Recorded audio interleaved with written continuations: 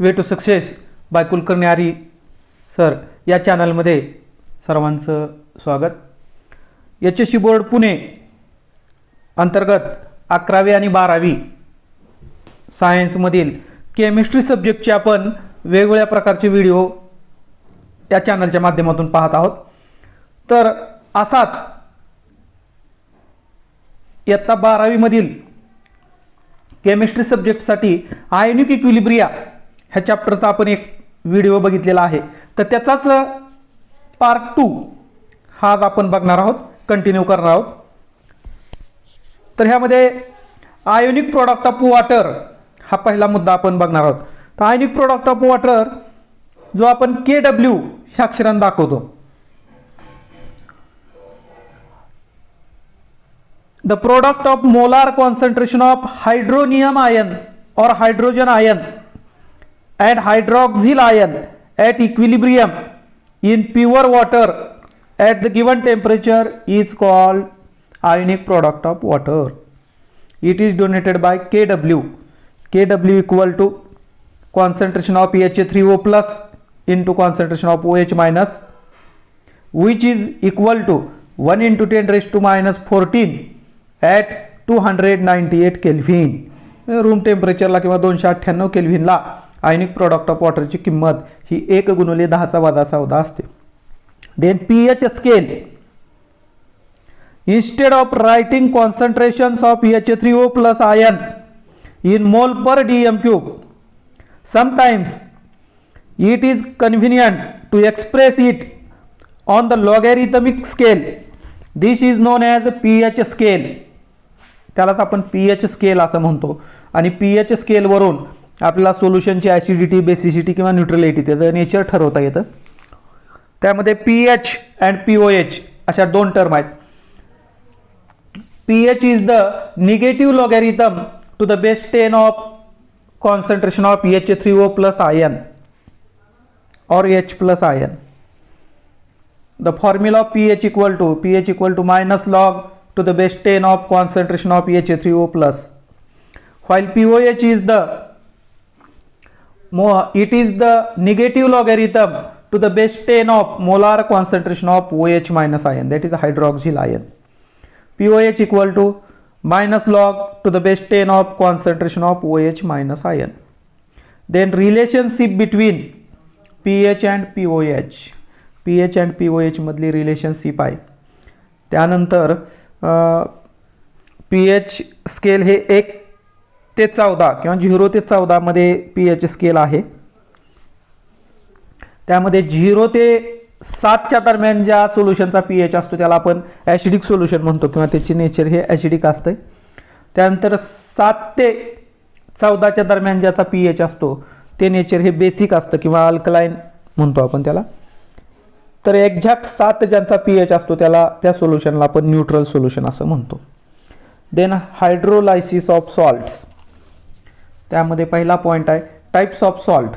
These are of 4 types. सॉल्टचे एकूण 4 types आहेत. सॉल्ट आपल्याला माहित आहे ॲसिड आणि बेसची रिॲक्शन झाल्यानंतर सॉल्ट मिळतो आपल्याला. मग ह्याच्यामध्ये सॉल्टचे 4 टाइप आहेत. Salt derived from strong acid and strong base. For example, NaCl, sodium chloride, sodium sulfate, Na2SO4, NaNO3, KCl, KNO3, etc. Then salt derived from strong acid and weak base. Example आहे त्याचं NH4Cl, ammonium chloride, CuSO4, copper sulfate, NH4NO3, ammonium nitrate, CuCl2, etc. Then salt derived from weak acids and strong base. For example, CH3COONA, sodium acetate, KCN, potassium cyanide, Na2CO3, sodium carbonate, etc. त्यानंतर salt derived from weak acids and weak bases. For example, CH3COONH4, ammonium acetate, NH4CN, ammonium cyanide, etc. Then next point, concept of hydrolysis. Hydrolysis प्रत्यक्षात कशाला म्हणतो आपण? Hydrolysis of salt is defined as the reaction in which cations or anions or both the ions of salt react with ions of water to produce acidity or alkalinity or sometimes even neutrality. ह्या प्रोसेसला आपण hydrolysis असं म्हणतो. त्यामध्ये पहिला आहे hydrolysis of salt of strong acid आणि strong base. तर ह्याच्यामध्ये आपण एक्सप्लेन करायला आपल्याला 2 मार्काला प्रश्न येऊ शकतो. बघा, salt of strong acid strong बेसचा हायड्रोलायसिस होऊ शकत नाही, कारण आपण जर शेवटी रिॲक्शन बघितली त्या सॉल्टची, तर त्यामध्ये सॉल्टमधला कॅटायन आणि ॲनायन दोन्ही पण आयन कॅन्सल होतात स्ट्रॉंग ॲसिड स्ट्रॉंग बेस असल्यामुळे. त्यामुळे तिथं पाण्यासोबतच्या आयनसोबत कॅटायन आणि ॲनायन कुठलाच आयन शिल्लक राहत नसल्यामुळं ह्या सॉल्टचा हायड्रोलायसिस होऊ शकत नाही असं आपण म्हणू शकतो. त्यानंतर दुसरा आहे salt of strong acid and weak base. मग ह्याचं आपण ह्याची रिॲक्शन बघितल्यानंतर आपलं असं लक्षात येतं की ह्या सॉल्टच्या बाबतीत कॅटायन हा बघा कॅटायन शिल्लक राहतो आणि तो कॅटायन पाण्यासोबत रिॲक्शन करतो ह्याच्यामध्ये, आणि त्यामुळं ह्या सॉल्ट आणि शेवटी प्रॉडक्ट साईडला जर बघितलं आपण तर H+ आयन शिल्लक राहतो. त्यामुळे ह्याचं नेचर हे ॲसिडिक असतं किंवा ह्या सॉल्टच्या सोल्युशनमध्ये ब्ल्यू लिटमस रेड होतो. ह्याचा pH हा 7च्या आतमध्ये असतो, असं एक्सप्लेनेशन आपल्याला सांगता येईल त्या. त्यानंतर तिसरा आहे salt of weak acid and strong base. ह्याचं सुद्धा हायड्रोलायसिस होतं. ह्याच्यामध्ये शेवटी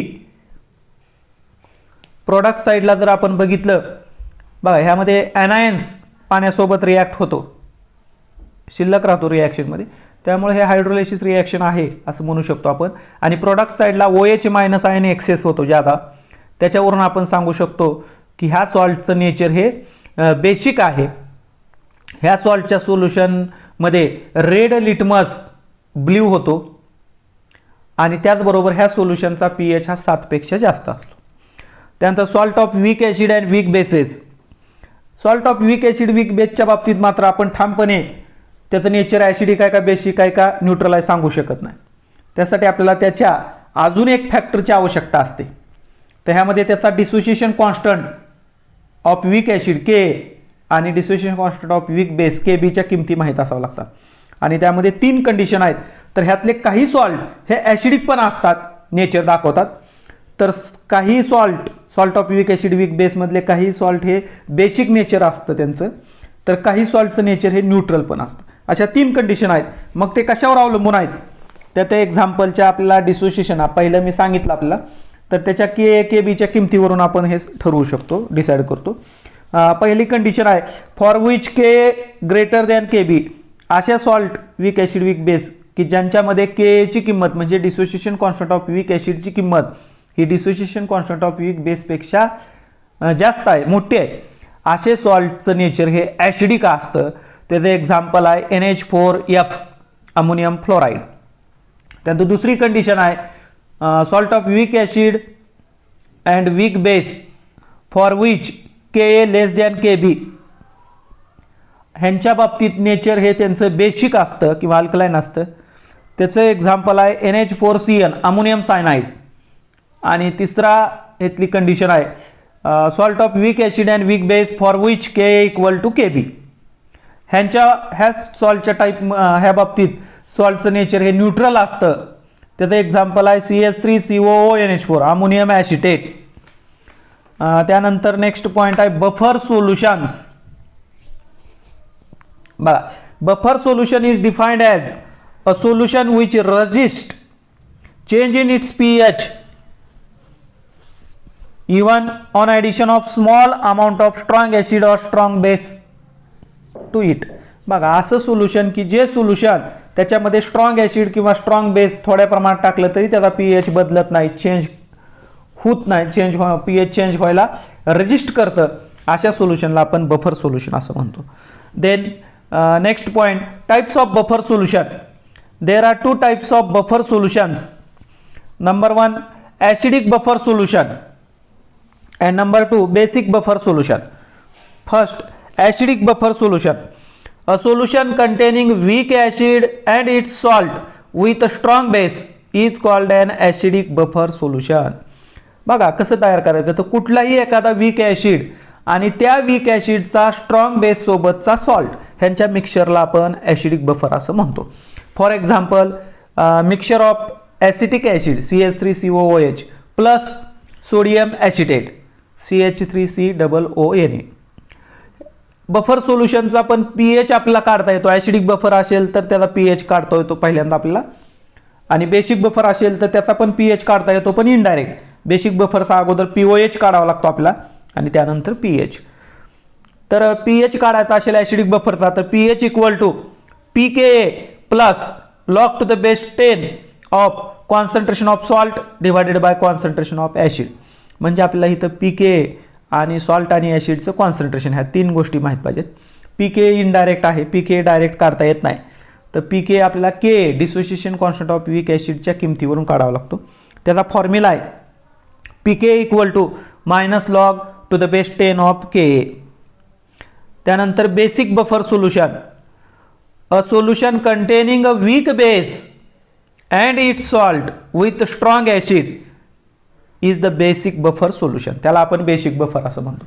म्हणजे बेसिक बफर कसा तयार होतो, तर एखादा वीक बेस आणि त्या वीक बेसचा स्ट्रॉंग ॲसिड सोबतचा सॉल्ट, ह्या दोन मिक्सचरला आपण बेसिक बफर म्हणतो. For example NH4OH ammonium hydroxide weak base आहे, अँड NH4Cl अमोनियम क्लोराईड त्याचा स्ट्रॉंग ॲसिड सोबतचा सॉल्ट, ह्या दोघांच्या मिक्सचरला आपण बेसिक बफर म्हणतो.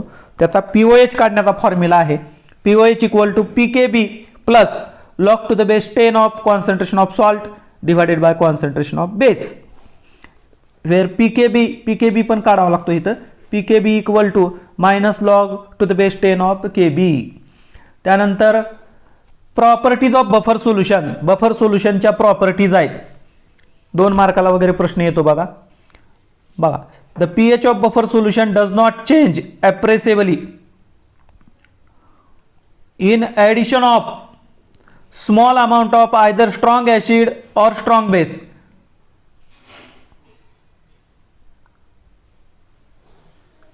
The pH of buffer solution does not change on dilution, and pH of buffer solution does not change when keeping for a long time.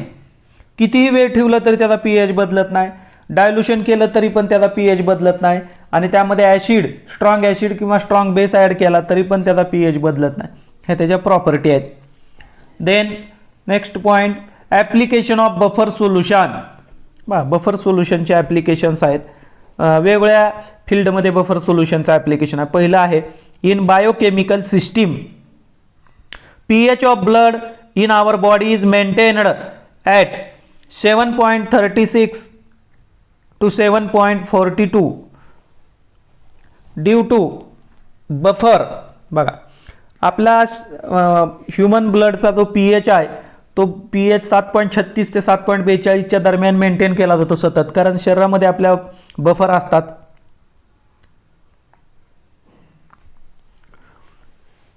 त्यानंतर agriculture पुढचं application आहे.